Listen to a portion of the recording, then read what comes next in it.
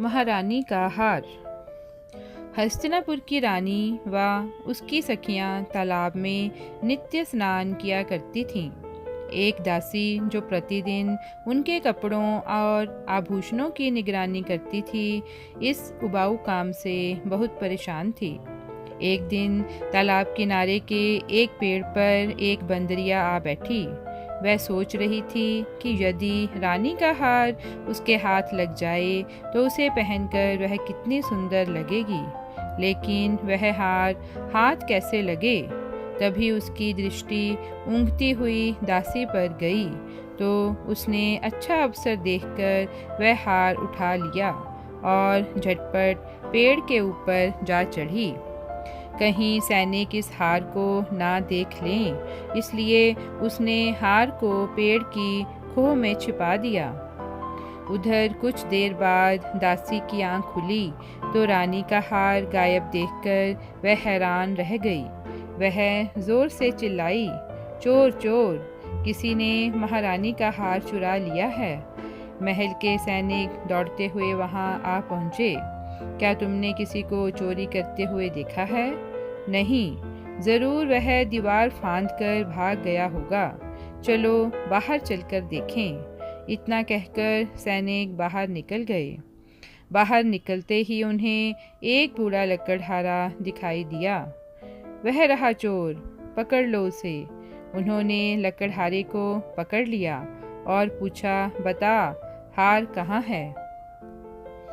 कैसा हार?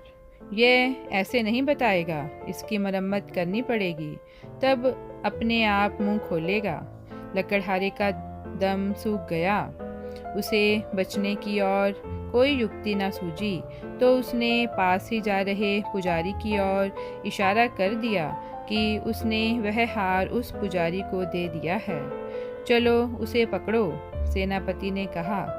उन्होंने पुजारी को भी पकड़ लिया और उससे पूछा, बताओ कहाँ है हार? पुजारी असमंजस में पड़ गया। उसे लगा कि ये शायद उसके पिछले जन्मों के पापों का फल है। फिर वह बोला, मुझे हाथ मत लगाना, अभी बताता हूँ। इतना कहकर उसने रास्ते से गुजर रहे एक गवैये की ओर इशारा कर दिया कि वह हार उसने उसे दे दिया। उन्होंने गवैये को पकड़ लिया। गवैया भी असमंजस में पड़ गया। उसने भी सोचा कि शायद यह उसके पिछले जन्मों के कर्मों का फल है। उसने अपनी जान बचाने के लिए एक नर्तकी जो डोली में जा रही थी की ओर इशारा कर दिया कि उसने वह हार उस नर्तकी को दे दिया है। सैनिकों ने नर्तकी को धर दबोचा, लेकिन उसने हामी नहीं भरी। सैनिकों ने उन चारों को पकड़कर राजा के हवाले कर दिया, मगर उन सबने हार के बारे में अनभिज्ञता जाहिर की। तब राजा ने क्रोध में आकर उन चारों को हवालात में बंद करने का आदेश दे दिया। उसके बाद राजा ने अपने मंत्री को आदेश दिया, तुम अपनी चतुराई से पता करो कि हार इनमें से किसके पास है। जो आज्ञा महाराज, मंत्री ने कहा। मंत्री ने इस समस्या पर विचार किया। महल पर कड़ा पहरा है। लकड़हारा महल में बिना किसी के देखे आ जा नहीं सकता। हो सकता है वह मार से बचने के लिए झूठ बोल रहा हो, लेकिन यदि वह निर्दोष है तो अपराधी कौन है? कौन ले जा सकता है वह हार? सोचता हुआ वह बाग में जा पहुंचा। अचानक उसकी नज़र पेड़ पर बैठी बंदरिया पर जा पड़ी। उसके दिमाग में बिजली सी कौंधी, ये काम तो कोई बंदरिया भी कर सकती है। उसने सैनिकों को बुलाया और उनकी सहायता से कुछ बंदरियों को पकड़कर उनके गले में कांच के मनकों की मालाएं पहनाकर उन्हें छोड़ दिया।